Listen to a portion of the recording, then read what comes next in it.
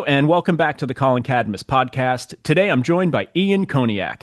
Ian is the founder and CEO of Untap Your Sales Potential, a sales training company for B2B account executives. Prior to starting his own company, Ian worked in B2B technology sales for 19 years at Fortune 500 companies, holding both individual contributor and leadership roles, and was the #1 enterprise AE globally at Salesforce, closing over $100 million in sales throughout his career.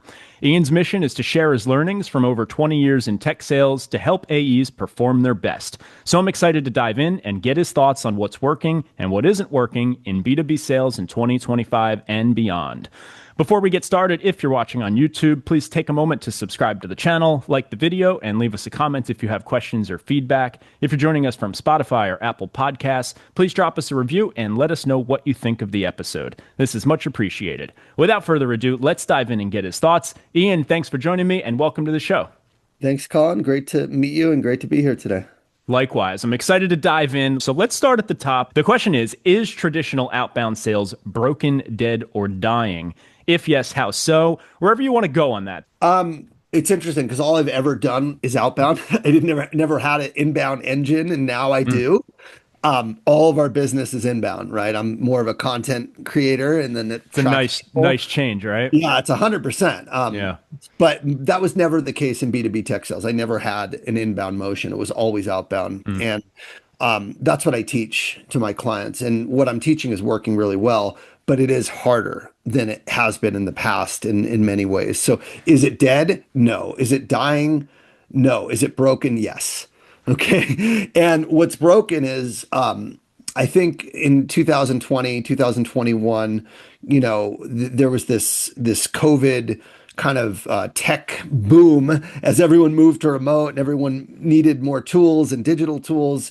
And people got really lazy. And I think people started doing sequences and everyone was hitting their numbers. And, I don't know if it's just in the past 5 years, but I feel like effective outbound strategies that have always worked and still work that I teach are not known to people maybe that are newer in sales and that never learned these. So what is broken is using automated sequences that sound the same for everyone. That doesn't work. I don't think it ever really worked that well, but maybe you got away with it if your company was in a boom or if there was a great product market fit. So I feel like it worked like a steroid almost, right? Like when for people who had a motion that was working and then they sort of ramped it up 10x with like there was a period of time where that was like just a booster. But there's like a lag, there's a rebound effect to that, right? Because it creates so much noise.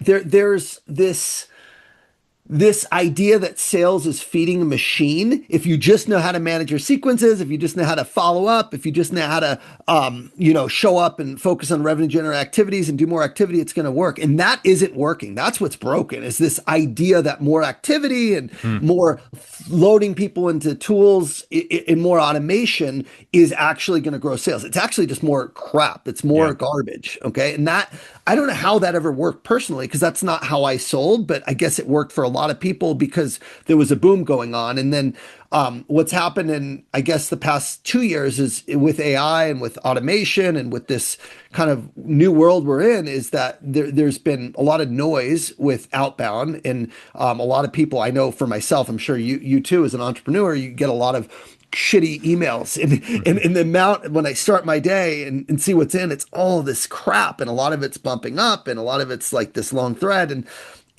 that doesn't work. And I don't know how it ever did work, but I guess it did for some point. What I teach and what does work is really a couple things, but it's this concept. So I sold to the enterprise at Salesforce, and in order to get a meeting with an enterprise executive, right? Someone, call it VP or above, C-suite in a large company, these people are extremely busy. You really need to have something that they want to meet with. And if you use a generic kind of like outbound sequence, you're never going to get a meeting with executives, right? It just doesn't happen because they're too busy. So what I teach is point of view development and hyper personalized outreach. So if I was trying to get a meeting with you, Colin, what I would do is well, now with AI, it's changed a lot. But what I would do traditionally is I'd do a lot of research on you. I'd listen to some of your podcasts and I'd really find things that I can help you with that you're saying that are important. I'd find something you're trying to do with your business and I'd say, I heard you say X, Y, and Z. I believe I can help you with these things. Here's how. If this is interesting, I'd love, to chat and see if there's an opportunity to work together. And I'd be very direct and I'd, show you that I know you. And I'd really like the reason people take meetings is because what's in it for them. It's not about what's in it for me. It's about what's in it for you. So everything that I write or everything that I reach out is about you being successful. I'm here to help you be successful or solve problems that you're facing, period. And in order to know what those are, I better learn about you as an individual and I better learn about your company. So I teach how to do a lot of research about the individual and write hyper-personalized emails and also about the company to figure out what the company is focused on, whether it's developing a point of view for them, whether it's achieving their biggest goals, whether it's accelerating, their 2025 priorities. And that takes a lot of research. And historically, that research is really painful, especially if you have a big set of accounts and you're in this high volume, high activity type of sales environment, which a lot of tech sellers are in. So I teach people the 80-20 rule. Pick your top 20% of accounts, pick the execs there and really go deep because all you need is one or two big deals and you can make your year. Even if you're mid-market, even if you're, not selling to huge companies, you could find a big exec at a high growing company and make your number. And that's historically worked really well.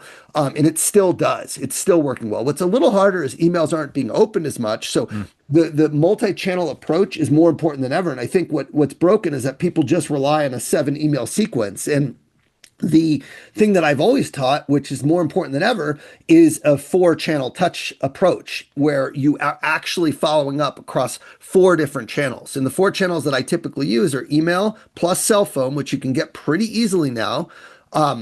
Actually, I forgot to say one thing. The time it takes to do that research now has been condensed tremendously, okay? Because I just did an AI webinar last week. We had over 1,000 people show up and 2,400 register I developed a 17-page prompt library of how to do account research, POV development, write hyper-personalized emails.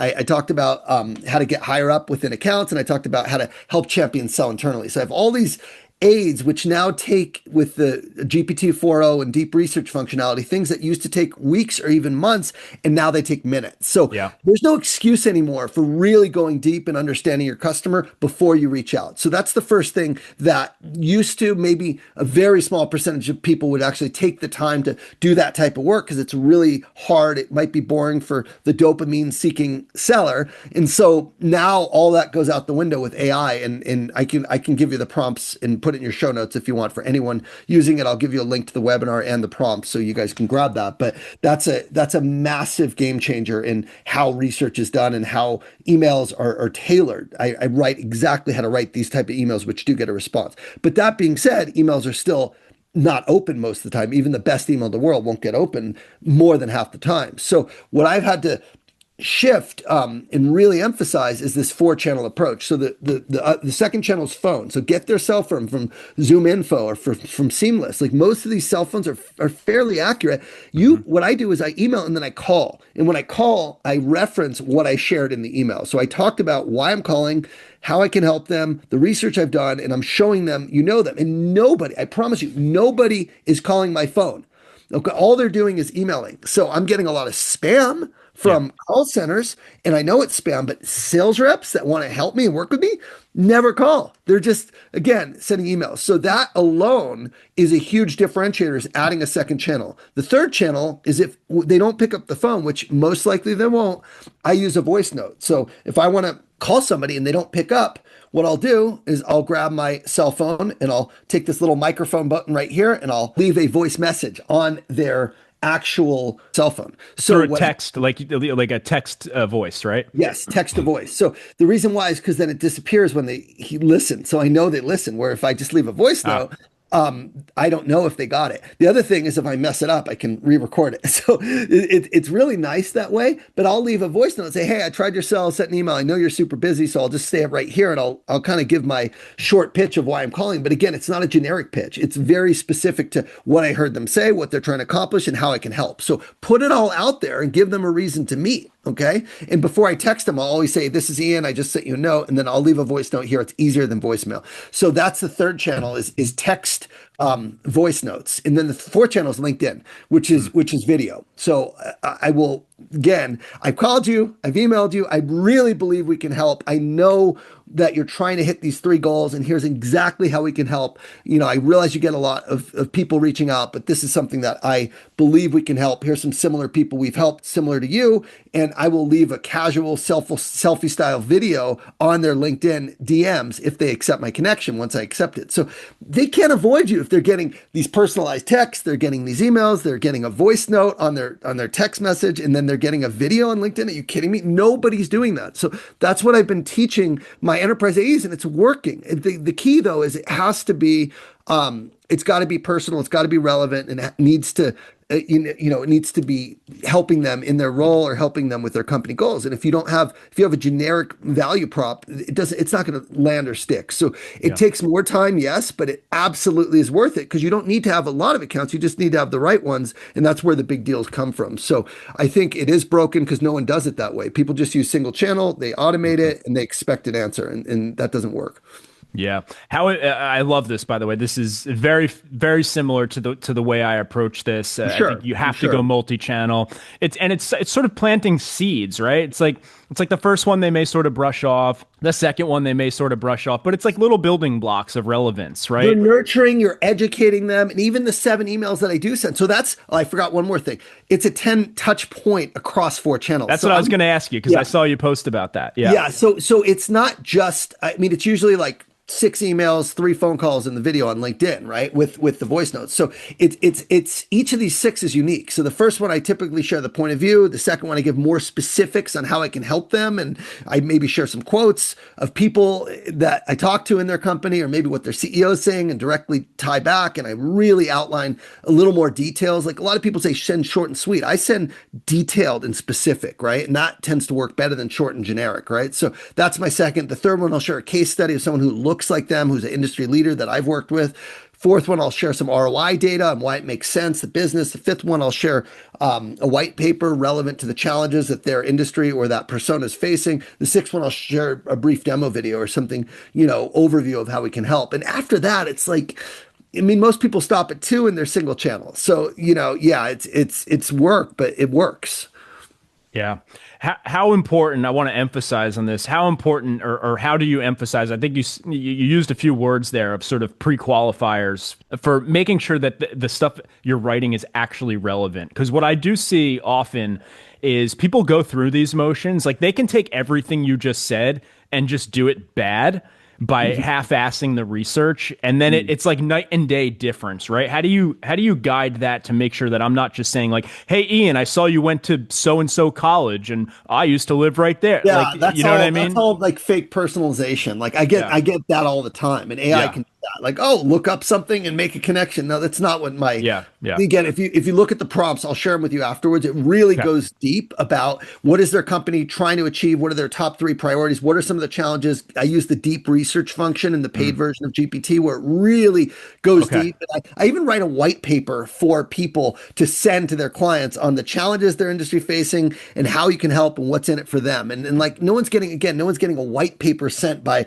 a sales rep, to an executive. So it's the quality is so important. And I think the mindset of going in is like, if I worked for this company, if I was the CEO of this company, if I was the COO, what would I want to hear? What would I need to do? What would I need to change? And, there's a lot of great books that kind of go into this kind of selling. I think the Challenger Sale and the Challenger Customer with Matt Dixon are 2 of my favorites, but it's really challenging the notion that what they're doing today is actually not the way they're going to hit their goals and their objectives as fast as possible. So I think, is this going to be on YouTube at all? Yep. Yeah, for sure. So I can do something just to kind of give you an idea of what this looks like. But this was a prospecting use case that I did for one of my clients where I was working. I'll just give you an example. So this is for the YouTube people that are here, if they're not seeing it. It's basically, what is the vision? Enabling this company, Bread Talk, that we worked on to grow a strategic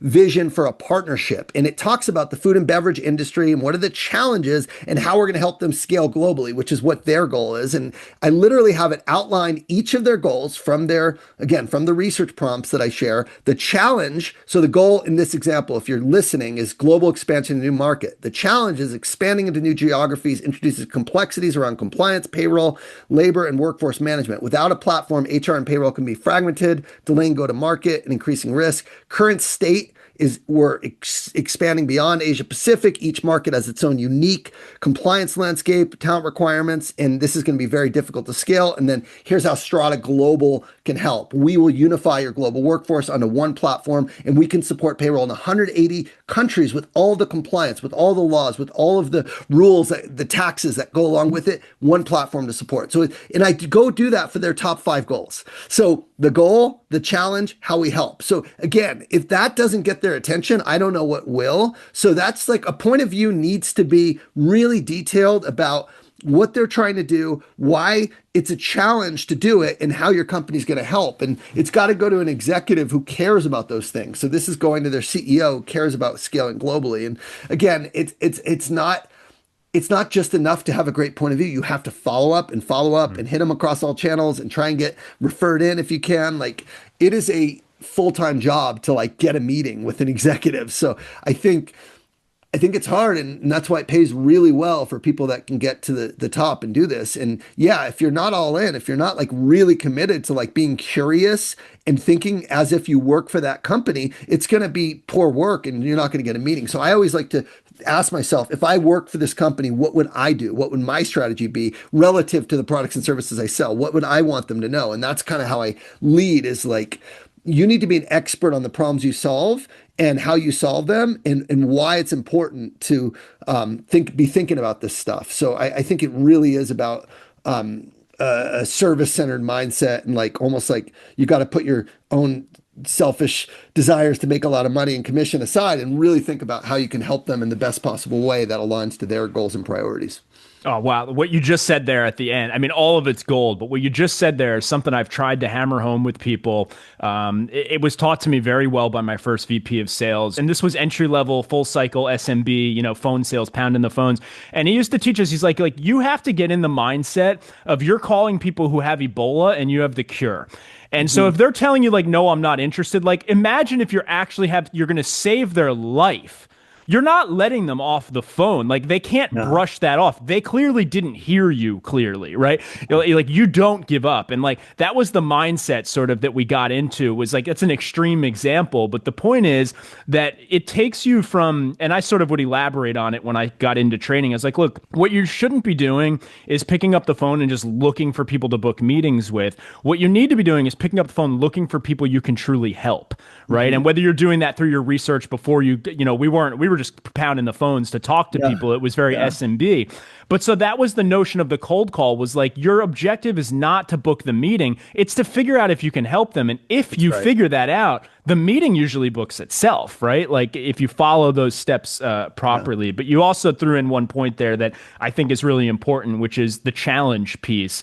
I think a lot of people are just sending around information, and that's more marketing. But the sale aspect is really, you have to challenge something that they're doing, challenge them, or show them what the challenge is that they need to overcome. I think that's an important ingredient. There's a simple framework, which is, you're trying to go here, but what you're doing today is slowing you down, and here's how we can help you get there faster. I mean, that's kind of like, you introduce the contract. Here's the contrast. Here's where you want to go. Here's what you're trying to do. And that's where you insert the top goals and priorities for this year. Here's what you're doing today and why it's actually hurting you and preventing you in ways that you're not thinking about. That's the challenge. And then here's how we can help you get there faster. That's the linkage or the bridge or the POV on where you can help. So it's that framework that tends to introduce some tension and some disruption to their plans, which is what you want. Because if they just keep doing what they're doing, you're going to lose to no decision. They have their plans, and you're saying your plans are actually great, but they're not actually going to get you where you want to go as quickly as you want to get there. So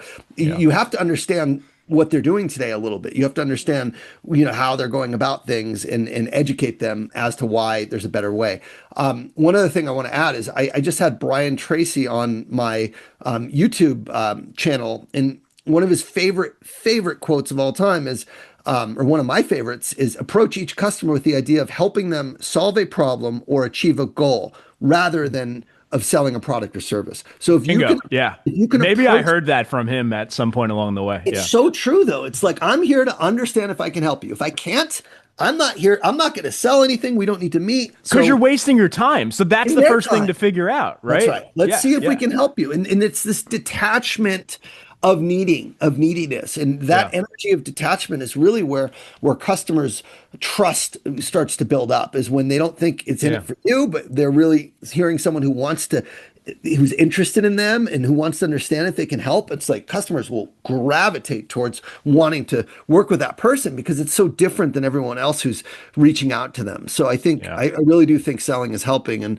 the top sellers, the ones I coach, I have over 10 people in my program who have cleared 7 figures in a single year after working together. And those people are all of them are selling with this type of mindset of, I'm here to serve, I'm here to help solve your biggest problems. And that Yeah. shines through. You can't fake that. So I think that intention, like, you got to check yourself. It's like, what are you trying to do? Are you trying to better yourself? You're trying to better your customers. And I'd say very few people are really in it for the customer, because Yeah. sales tends to attract people that are very money motivated and they're trying to better themselves, which is great. Like, I'm all for making a lot of money, but like, the way you're going to do it is actually helping others. Right. You solve connect those problems. dots. It's the same thing, right? Because you're Yeah, it's the actually same being thing. more efficient with your time when you're speaking to the right people. Yeah. Yeah. Exactly. Help Totally others with you. succeed first, and your success is guaranteed. That's it. So It all works thinking about together. others. That's Yeah. right. Yeah.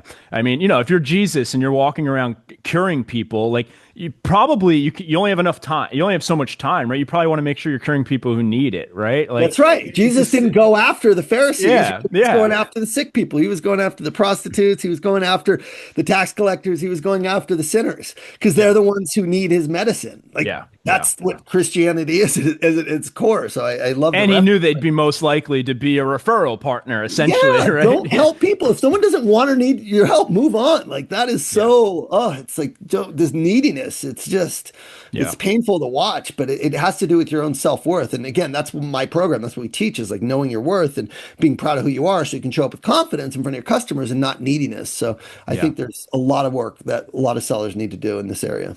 I tend to think part of where this comes from, I think we might get into this in a little bit, but I just want to throw it in here because it's relevant. I think part of where this comes from, I noticed that the salespeople who are better at what you're talking about here, they tend to have a deeper understanding of the product, the industry, the problems they're solving, the business of their customer. That's right. Right. They just know how to ask those questions. Maybe their parents owned, I used to sell to restaurants, was one of my first sales jobs. We were selling software to restaurants. And when we hired people whose parents owned a restaurant, it was night and day how much faster, they started picking up the phones and having these conversations, because they're just asking real questions to really uncover those problems. And it builds that connection, and you actually know, can I really help this person, right? I'm not just sort of speaking scripted here. So, right. but let's jump into AI. I want to get your thoughts here.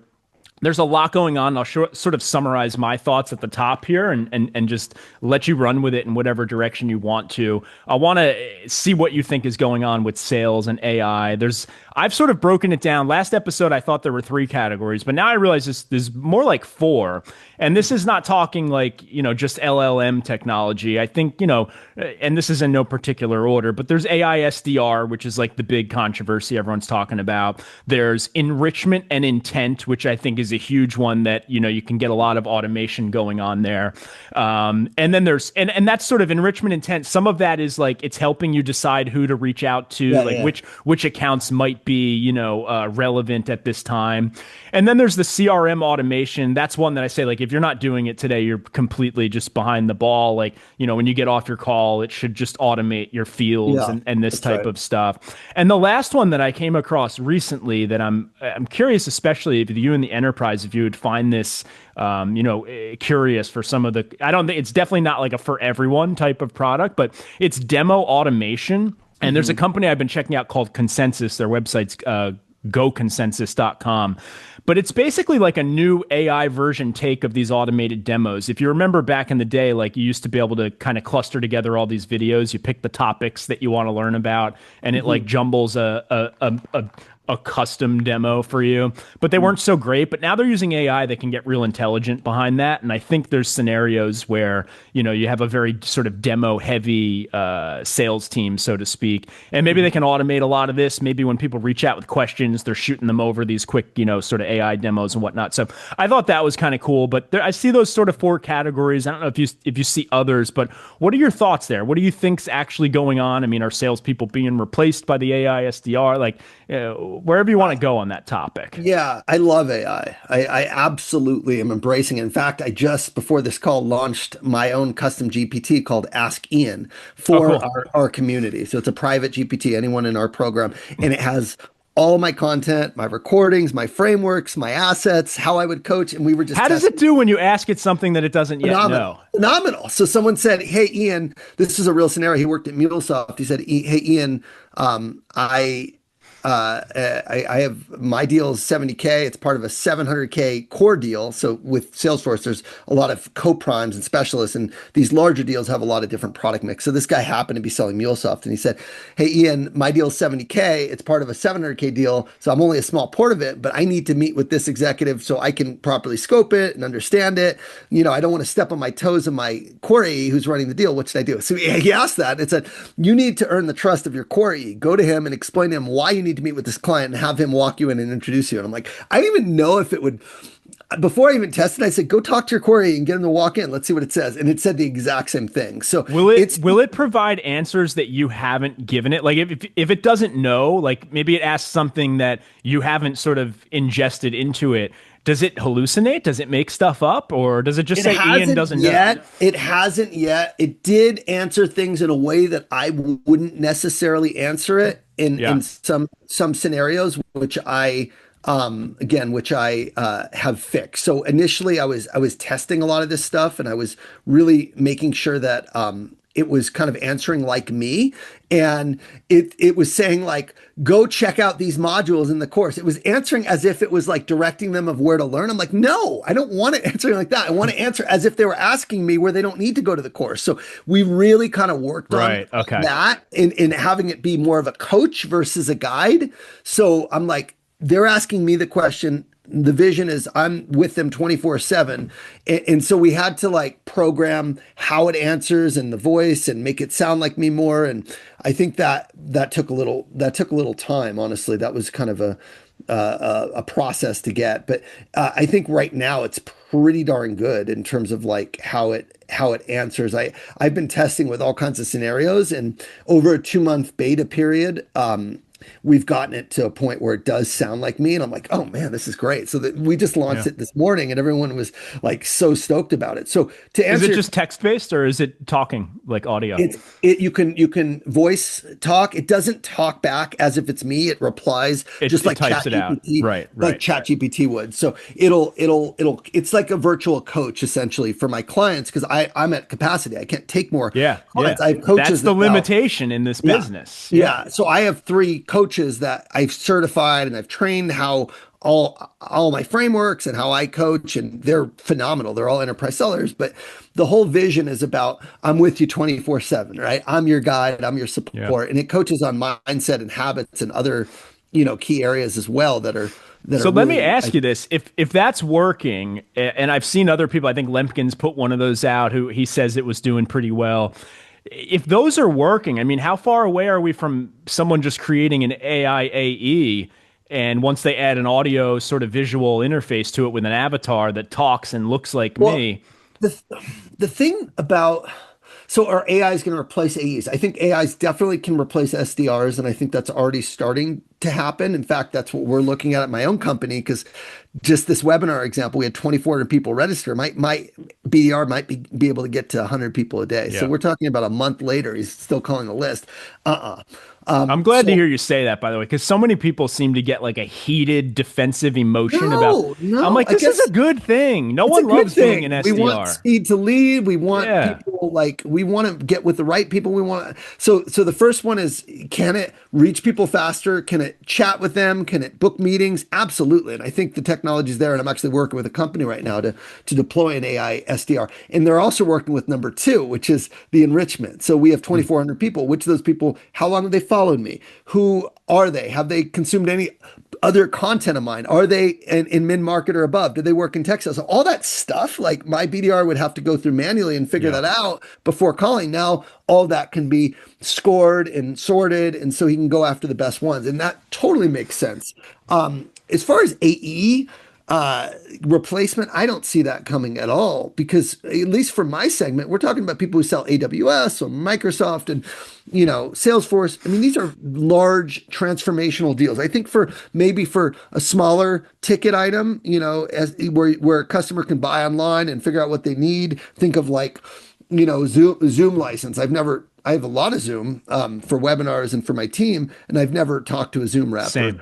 For Google Suite, a lot of the tools, even Kajabi I bought without talking to a rep. So I think, but they've got an excellent video library, right? I don't know if you tapped into that, the Kajabi University or whatever. I love Kajabi. Yeah. I was at their conference last year and was fortunate to go on stage and get connected with their CEO, and they're so good about self-service. But again, this is like a B2C type of sale, but for B2B, it really is about understanding their environment and how can this work with environment. A lot of these companies have a lot of tech debt. They have a lot of complexity in their tech stacks. There's a lot of integrations. There's a lot of legacy systems.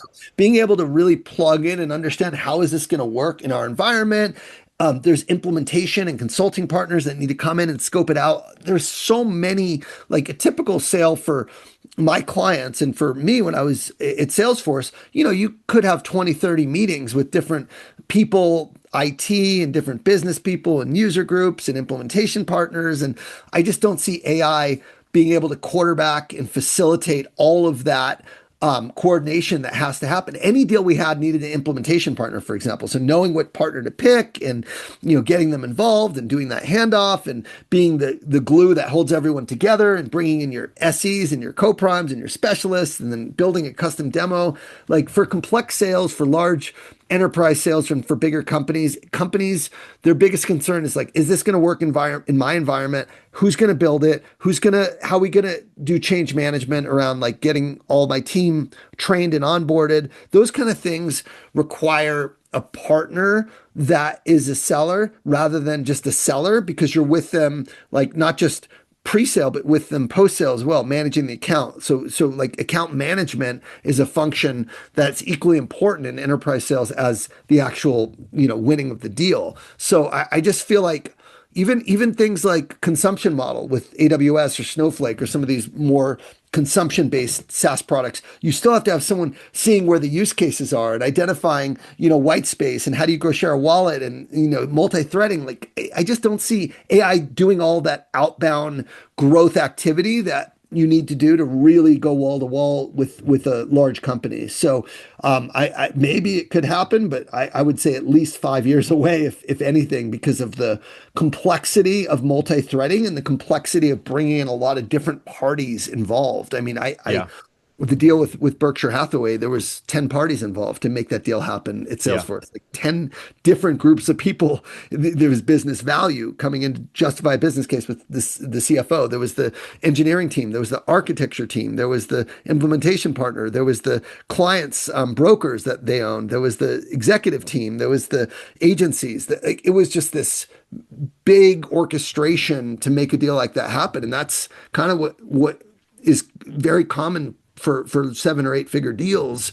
And I don't know how on earth, how would AI even know who to bring in and run all those discovery sessions and all those different meetings? There's no way. But I think for less complex, faster sales, absolutely AEs can and will be replaced, but for more simple products. Yeah, I'm with you definitely on the near term. I never say never with the long term, because who knows? And I'm sort of trying to convince myself to operate with this mindset of like, if a human can do it, someday a computer can do it too. It's just like, when do you get there? But here's the interesting thing. Let me throw this at the wall here and see if it sticks. But and it might sort of just trigger a thought. But I think like as you think about this technology advancing, let's say we get to the point where I can create an AI avatar and you can join a Zoom meeting with me and it looks like me, talks like me, and you don't even know the darn difference. In that case, like, yeah, you could imagine like an AI AE would sort of become a thing. Yeah. But if that's happening on the buyer side, they also have this type of technology. And so do you even go to take a demo yourself, or does your AI assistant go figure out how to solve the problem for you, and it goes and scours the internet and it comes back to you and tells you what you might want to consider, and it tells you we're going to implement tests in the background to see what works? And like, so if you're going to have this AI that could do sort of selling, like you're going to also have tools like that on the buyer and the consumer side, whether it's your Tesla robot that's walking around your house, your Optimus or whatever, that knows everything about everything in your business or whatnot. And Yeah. so it's like, which one wins, right? At a certain point, is it just two AIs talking to each other? Like Oh it might man. be. It might be. It probably will be, but I still think Yeah. it's for the transactional purchase versus the complex purchase, the transformational purchase, which is really Yeah. about changing how they work. It's about Right. Right. changing their company structure. Like when you do a large complex purchase, you know, in my experience, 90% of the time with those deals, there's going to be labor implications. There's going to Yeah. be jobs that go away or get repurposed because of automation that comes from software. So Yeah. how do you decide what jobs? How do you rebudget? How do you allocate? I still feel I guess like we I only think for get like there. requirements gathering and for a basic need, you could Mhm. probably do it. But I think for changing the way a company works and their employee staff, I still think you're going to have executives at the top who have to be involved in the decision. But I see Yeah. what you're saying, and I actually agree with it. It doesn't, it It's a wouldn't long out surprise. view. It's like I don't George think it's that Jetson. long. I think Maybe having it's not. An AI requirements gatherer, an AI purchasing department, an AI, like, it sucks because that's like my worst nightmare as a seller is talking to an AI agent about Yeah. my requirements. But at the end of the day, if it's something that a client can research and buy on their own, then there's no reason an AI agent couldn't do that for them. And if Yeah. it's something that is a generic demo that's going to be the same for everyone, there's no reason that an AI demo bot wouldn't be able to do that, and an AI AE wouldn't be able to sell that. I Yeah. just feel like the top sellers that are really gonna make it in this new world that we're in are gonna be the one that know how to get to power, that know how to have executive conversations where these low level Mhm. activities aren't happening, that know how to have business conversations to your point about helping them grow their business or solve problems that are common and are going to be really curious and are going to the human to human connection, especially curiosity and empathy and caring about people is going to be more valuable and more of a differentiator than ever before in this world where AI can do so much of what you're talking about. And I think that emotional intelligence, that skill of being able to connect quickly with people and gain credibility and trust with them is something that is lacking in most sellers right now. And that's the Yeah. skills we teach. And that's really why my company exists, is to help humanize sales and bring an element of caring and curiosity to the profession, because of the fact that if you're just doing something a robot can do, then you are a robot and you probably need to Hmm. do something else. So I think knowing how to use AI to make your job easier to help your clients is we're already past that. Like we're already in the age where if sellers aren't using AI to help their clients, like they're screwed.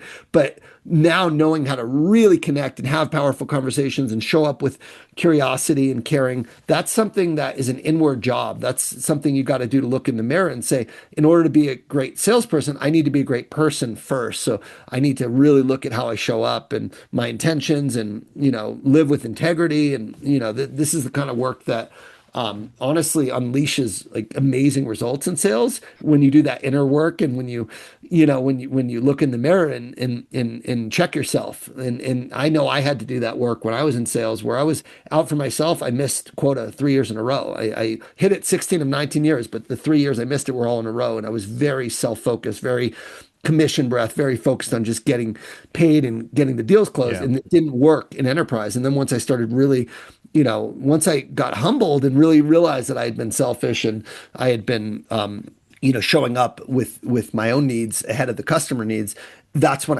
everything shifted. I did that in work. I hired a coach. I started really getting curious and trying to help people. I started reaching out to executives and learning the business and doing the research. And that's when I became number one at Salesforce. So it just, this type of job is something that requires leaving your ego at the door and really Yes.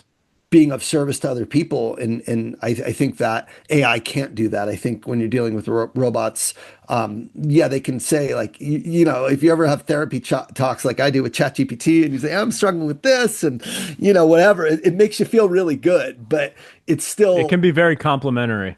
it does. It makes you Yeah. like, wow, thank you. That's great. Yeah, So you share an idea with it, and it's like, that's a brilliant insight. And you're like, whoa, well, thank yeah, you. yeah, you're Yeah, doing yeah, great work here. Don't worry about what people say. You trust yeah. yourself. I'm like, whoa, okay. But at the end of the day, it takes two to tango. And so I would encourage people listening to really lean into like connecting with your clients and having powerful conversations and being interested in them, not interesting to them. Be interested in them and like practice that and like just listen, active listening. Pick up the book, The 7 Habits of Highly Effective People by Stephen Covey. There's a whole section on active listening. Pick up How to Win Friends and Influence People by Dale Carnegie. Like a lot of these core principles of what makes great sellers and really what makes great entrepreneurs now are falling by the wayside. But those things I believe are more important than ever to harness and to grow. But I think there is a lot of risk if you're just showing up with no emotion, just gathering requirements, doing demos and kind of going through the motions. Your job is at risk. If you're showing up, solving problems, connecting with people, helping them be successful, and really doing it with integrity, the sky is the limit for you in this world of AI. Love it. I want to ask you, so, you've been at, I don't know how to pronounce the, is it Rico? Is that how you pronounce the first? Rico, yeah, that was my Rico. first company So you for were 10 there years. for 10 years, then you went to Salesforce for 9 years. This obviously far defies the average tenure in the Yeah. space, which is like 18 months or something. Any tips there? I mean, did you just get lucky? You chose the right companies? I know you also mentioned like you missed quota 3 years.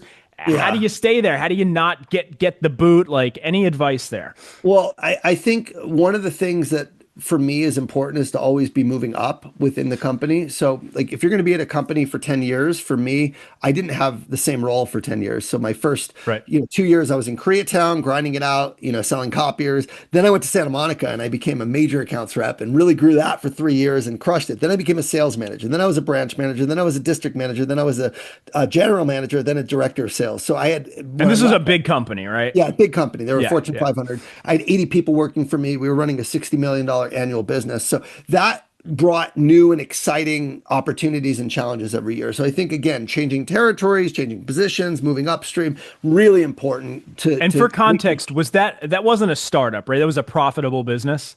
Yeah, it was a Japanese company. They sold copiers and printers and scanners and equipment, but it was very transactional type of Right. sale. Right. Then I kind of hit my peak and I'm like, well, where do I go from here? And then it was like, well, start fresh and go Yeah. into SaaS. And then I started with Salesforce and I had, a big client. I had one manager, then I changed teams. Now when I changed teams, that's when I missed quota 2 years in a row. And I had a Ah, terrible manager who was really just one of those micromanagers that doesn't really care about you and just you're a number and everyone on the team yeah. left. I kind of stuck it out. And then I was like, I was either going to get fired or I was going to go to another company.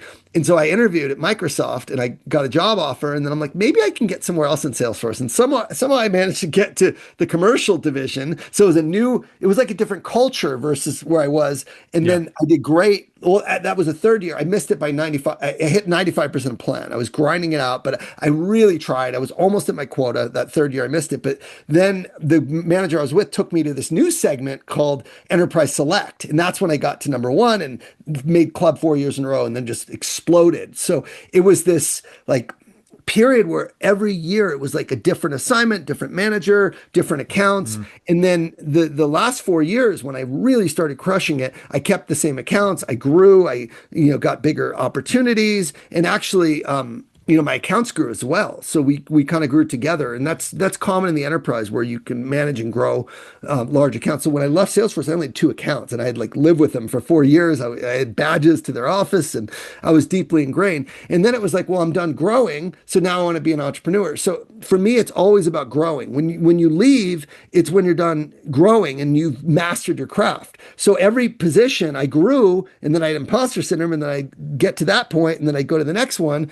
And it's really for me, like the key to staying at a company a long time is to challenge yourself to continually growing. If you're leaving because you're not happy with the company, but you haven't mastered your craft, you're probably just going to find the same result somewhere else, and you're just going to leave every 2 or 3 years because you're just running away from yourself. So my advice is be where you are, be committed to being the best at your craft where you are. And if you do, and you can thrive in your role and be fully committed and all into what you're doing, you're going to get new promotion opportunities, you're going to get bigger opportunities. And that's how you stay at a company 9 or 10 years, is you move up either into leadership or up segment. And that's something that I did continuously at Salesforce. Got it. Any quick tips on how people should choose a company to sell for? And I ask this specifically in the realm of sort of startups where it's very volatile. They're sort of raising a bunch of money, but you don't really know if the product's any good.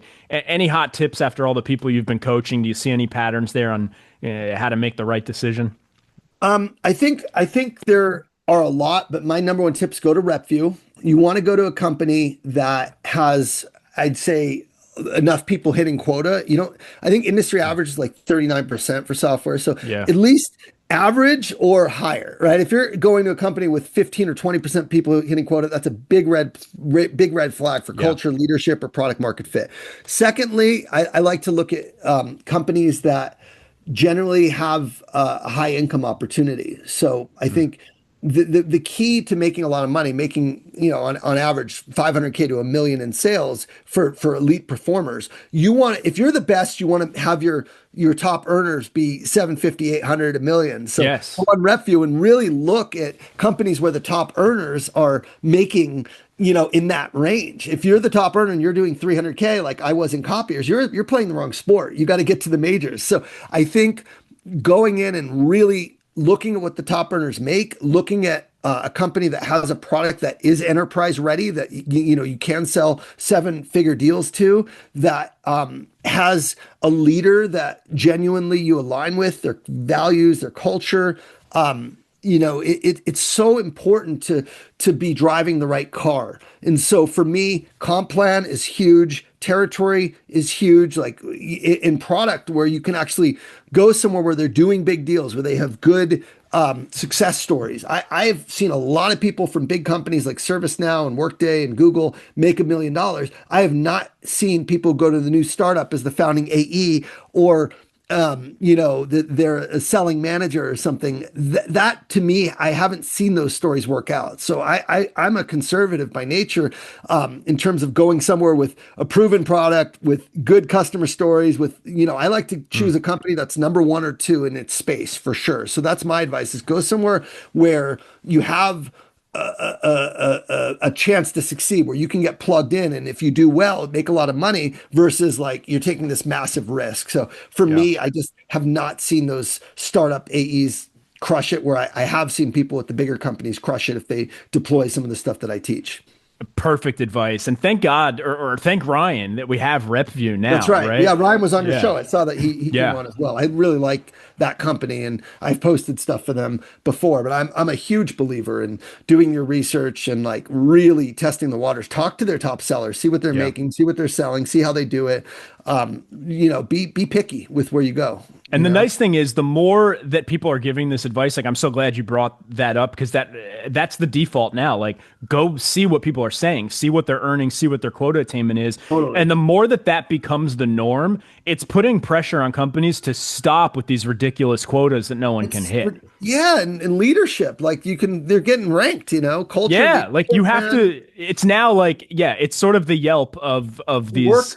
It's Work for forcing a some place accountability. where people care about you, where you're not just a number, where they haven't done mass layoffs, where you're not Yeah. just private equity. Private equity owned companies. I always hear horror stories. They come in They and can be you save tough. everything, and Yeah. it's like, You're I really a just number in that world. yeah, I think Yeah. I think that stuff's important to look at. And again, it's about knowing your worth, knowing what you bring to the table. You can be picky. If you have a good track record, if you've been successful, don't just jump ship. Like find the Yeah. right home Yeah. because you're a hot commodity. I waited a year to get into Salesforce. I was rejected 3 times, but I knew that's where I Oh, were wanted. you?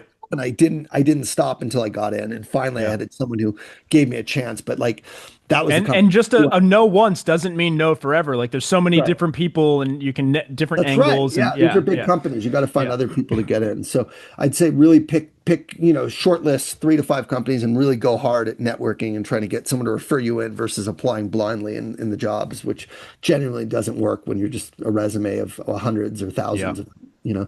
I got to jump in 1 minute. So you got the last Let's throw the question. elevator pitch in there. Untap your sales potential. What is it? Who should join? How to get involved? So, Untap Your Sales Potential is really a holistic coaching program for AEs that are making, I'd say, between 150 to 350K, grinding, hustling, and they want to crack into that 500 to a million. So, we teach them the mindset, the habits, and the selling skills needed to become top 1% sellers. We are a holistic program that really, again, helps people get to an all-in state, helps them connect with their why, helps them learn the habits that, successful sellers follow, the 80/20 rule, really leaning into, focusing on bigger accounts and selling at that executive level where the big deals are done. So we teach, who, not just what you need to do, but who do you need to become in order to be the person that's capable of making 500 to a million. So it's a 1 year program. It's very holistic.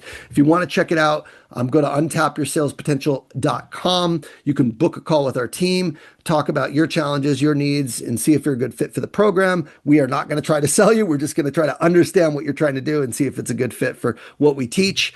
And I have a ton of free resources on there as well. I have free trainings. I have free courses. I'll put the chat prompts in here. Even if you don't sign up, go to my YouTube and you can get a lot of free training and free content from my LinkedIn as well. I'm here to serve. And, that policy has attracted a lot of people to want to work with us in a bigger capacity. So that's our business. Love it. Well, we'll have the links down in the show notes. Thank you so much for joining me. Any last things you want to throw in there? Or are we good to go? Thank you for what you're doing, and I appreciate it. Great to meet you. And everyone, again, lean into service. There is no nervous when you're in service. So help others get what they want, and you will always get what you want. So really take that seriously. Show up that way, and the sky's the limit for you. Love it. Well, thanks so much for joining me. All right, thank you, Collin. Talk to you soon. Take care. Take care. Bye-bye. Bye.